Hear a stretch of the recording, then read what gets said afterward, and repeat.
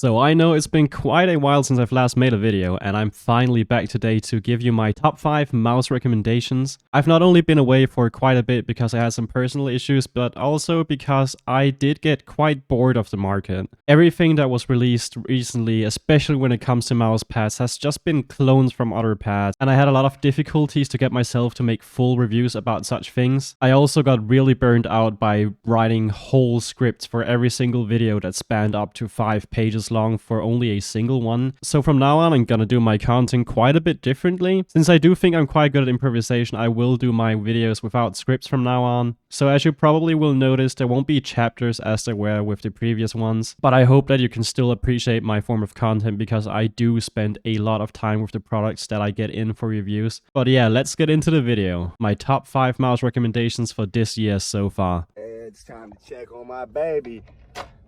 Oh. Show you guys what I'm talking about. Everybody talking about this bitch is slow, bruh. I want to put a crackhead under the hood, man. Chili mir die 2.0, das Lean und kein Red Bull.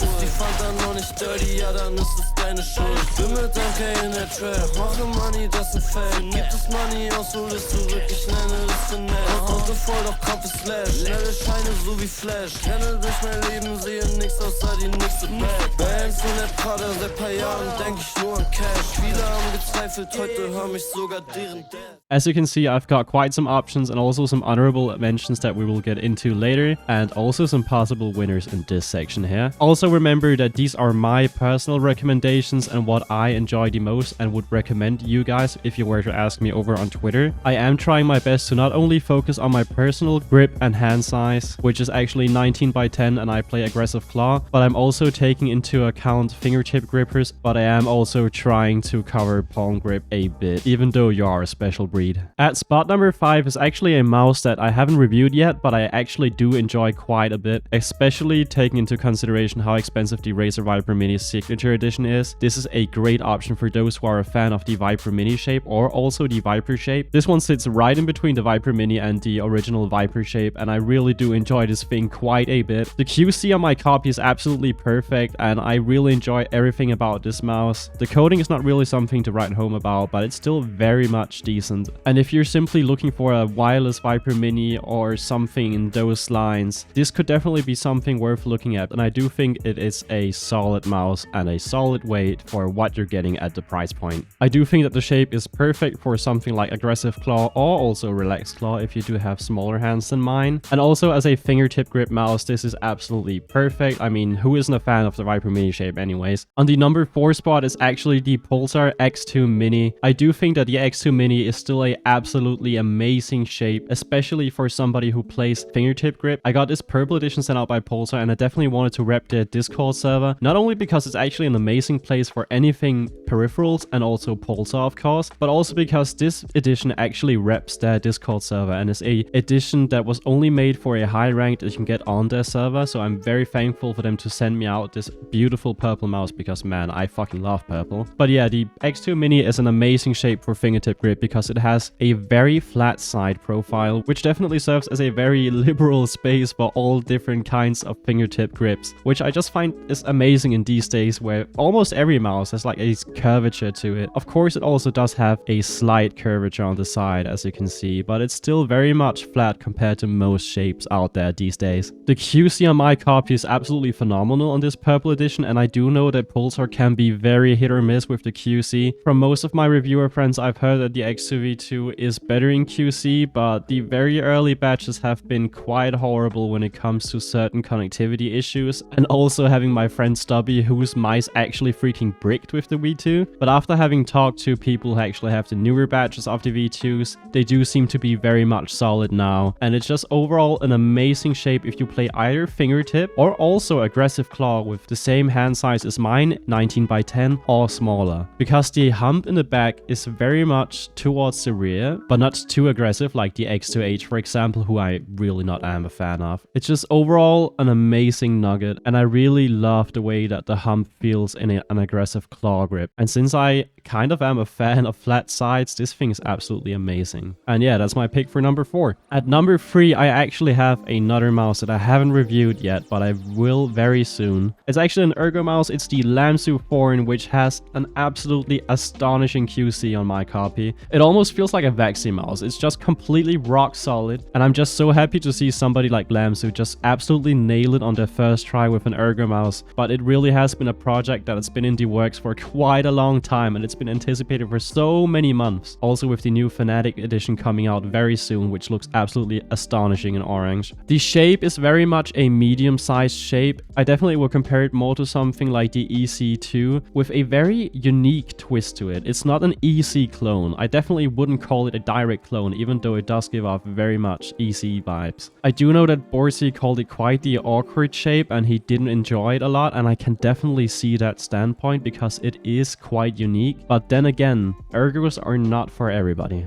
I'm very glad that we now have something that's even more unique than other ergos out there, because most just seem to be direct EC clones with a very slight twist, and this one having its own shape to it is very much something that I welcome with open arms. The new coating on the Lamsu mice is very chalky. It's like the definition of chalky, and it just sticks to your hand as soon as it gets a bit warm, or even with dry hands. Right now my hands are very dry and not really too warm because it's very cold in my environment right now, and it just freaking grips. It's just such an amazing mouse. I love the new switches that they've implemented. The QC is amazing. Yeah, there's just nothing bad to talk about it. And also the Lamsu stock skates are actually the best stock skates out there in my personal opinion. And since it's compatible with 4K as well, man, why not get this thing if you can get a 4K dongle for another 10 bucks as well, man? It's such an amazing mouse. So if you've been playing something like the DefAdder V3 and you think it's too large and you want something different, right now the THORN is definitely worth looking at until the new X lights come out. Then you'll have some more reviews to watch. At spot number 2, I have the HDX shape. I actually have the HDX 4K because I got it sent out by G-Wolves, and huge thanks to Jim over at G-Wolves for sending me out review units lately and also hooking me up with the new dongle as well. 8K coming soon. I also really quickly wanted to plug G-Wolves because they just make my favorite shapes out there. So use code JQ for a $10 discount over at G-Wolves. Not only in my personal opinion, but also with the opinion from almost any enthusiast in the scene, the HTX is basically the best conventional fingertip grip mouse. I know that there are specific fingertip grip mice out there, like the HSK Pro for example, but when we're talking conventionally shaped mice, just like the X2 Mini, these two are some of the best fingertip gripping mice out there, and I definitely think that the HTX is the cream of the crop when it comes to fingertip grip mice. Of course, you could theoretically also use it for claw grip, which I know that several people do out there, but it's definitely more of a fingertip grip focused shape because it has these really nice sides, which you can definitely support with your pinky and ring finger wherever you place it. When I play fingertip grip, it looks something like this, and I absolutely love the way that the back supports your fingers here, that you can push against the mouse. And just so you guys know, this is the mouse that actually made me try out fingertip grip in general. As most of you guys know, I'm actually a absolute aggressive claw gripper and I can't get away from that grip whatsoever, but this thing actually made me think about my grip quite a bit because it just works so well for fingertip grip. You can throw this thing around and it's just light as shit. And clocking in at 40 grams, this thing just feels like air when you're playing with it. It's just an amazing mouse that I can definitely recommend, but the 4K version is very expensive, so if you can't really afford it, I would definitely go for the Ace version instead. And there's nothing wrong with doing that. Not everybody needs a 4K mouse just to get out-fragged by their teammates. And I very much do think so that shape is the most important thing when looking for a new mouse. However, the stock skates on G-Wolves mice are absolute dog shit and you absolutely have to replace them. If you want some new skates, I can definitely recommend getting some claw pads or even some dot skates if you want some, like the X-Ray Pad Jades, or if glass pads are your poison, definitely get some obsidians from X-Ray Pad as well. Other than that, the QC on my copy is flawless and I definitely love this thing. Before we get into my number 1 mouse of this year, I definitely wanted to shout out some honorable mentions, one of them being the Damoshark M3s with also the new M3s Pro version that is out now. It is yet another lightweight mouse that has a great shape for somebody who is looking for a huge dumb bumpy in the back. The hump on this thing is very wide, and it's just overall a solid mouse for somebody with medium to large size hands who's looking for a claw grip shape. If you're that guy and are looking for a solid mouse at a very budget friendly price, definitely get a look into this thing. Also, for honorable mentions, there's the OP1 by Endgame Gear. I can't really put it in my top 5 already because I've only just got my hands on this mouse, and this is actually a modded version from my friend who made this wired only because he removed the battery so he could get it down to under 50 grams. But yeah, since it's Endgame Gear, you already know that the QC is fucking perfect and that decoding is some of the best out there. This is a pretty small to medium sized claw grip focused shape, which is very narrow compared to most modern mice out there, which you can definitely see by the looks of it. Man, it even looks freaking narrow as hell compared to an X2 Mini, but rest assured, this thing feels freaking amazing in game. I was completely blown away by how it actually feels when playing with it, because I didn't expect it to actually be this good. I definitely think that this is much more of a suitable claw grip shape for most of the enthusiasts out there, especially compared to their XM2 Wii. Even though you could be quite afraid of picking this thing up because it's very narrow towards the front, I definitely think that it's worth looking at if you have a similar sized hand to me and you want something pretty unique to support your claw grip. If you want to know more about the OP1, don't worry, I've got a full review coming up very soon. I also wanted to mention the Phylina S450 for being a absolute budget banger. At around $40 right now, the S450 is a HDS Plus clone with some really solid QC on my copy, and also the coding is probably the best ever on a budget mouse. It is very grippy as soon as your hands get warm, and also it just feels very premium. The reason I didn't put it into my top 5 is because you definitely need to do some mods for it to be top 5 worthy. The stock skates on this thing are absolutely horrible. They're like just like G-Wolf skates. They're incredibly thin, have these really sharp edges that just scratch up your mouse pad and feel horrible. And the reason you can't just instantly slap on new skates is because on these first batch models, they had like really high ridges up on the base plate that you had to sand down completely in order to put on new skates. Like the ridges on top were so small that you couldn't even put in dot skates. And if you're wondering which skates I've got on my Phylina, these are Viper Mini skates. I put on the X-Ray Pad Jades just to test them out because they're quite fast and definitely very smooth and an awesome skate and a great alternative to call pads as well. But yeah, it's a HDS clone. If you don't know what a HDS is like, you will see that in a bit. So yeah, for my number 1 mouse, it's gonna be the I'm just kidding, it's the HDS Plus again. The new clicks are definitely a bit more stiff, but they do loosen up with time. They definitely have the best switch feel that I've ever felt in a mouse. It's like incredibly tactile. As you can see in my initial impressions video that's linked down in the description as well,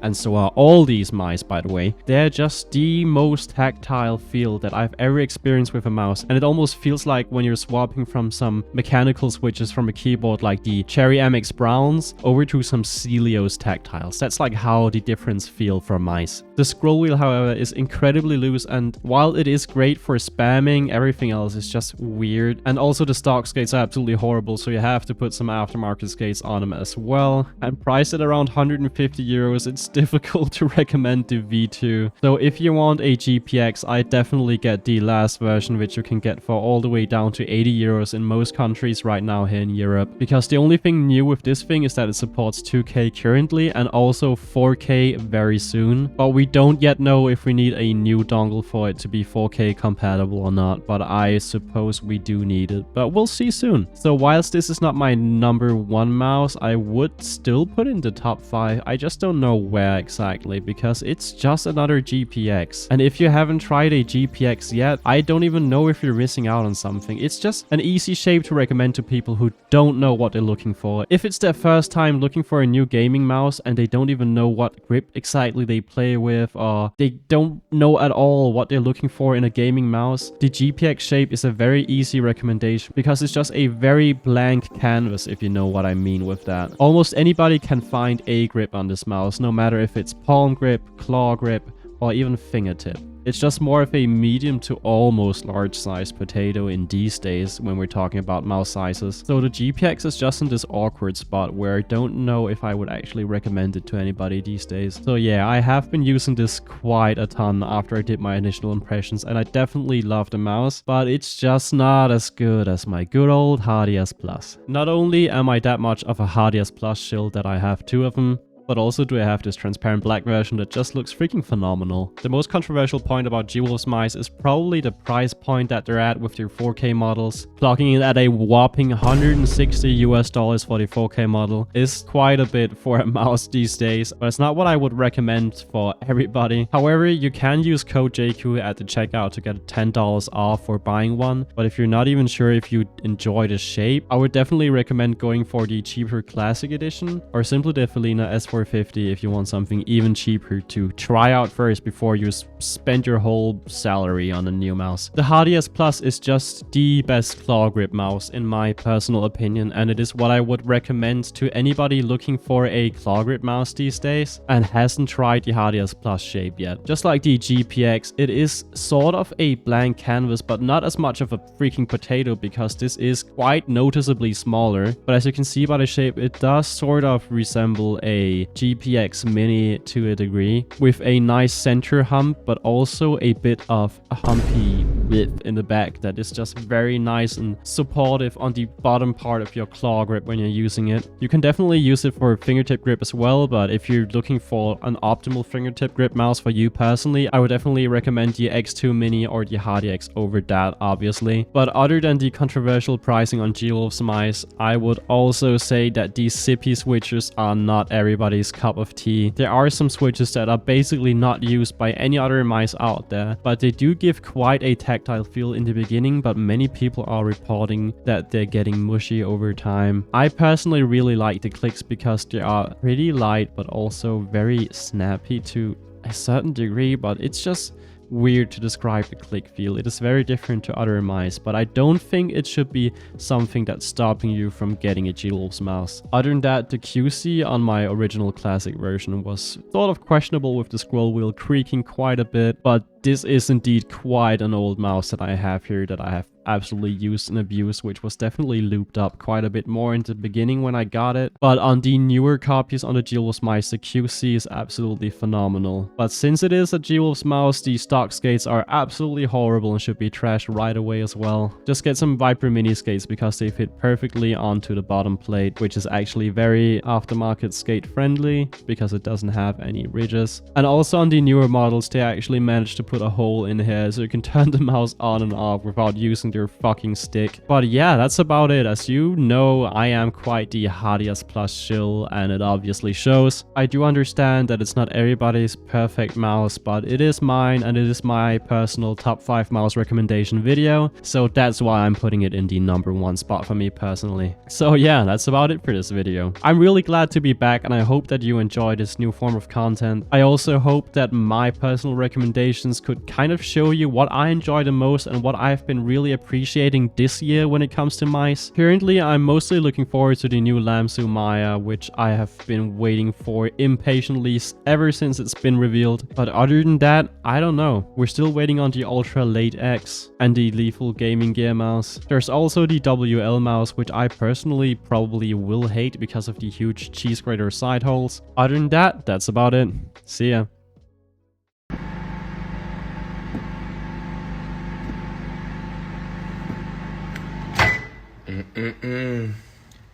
You thought I was gonna let you finish? Not today.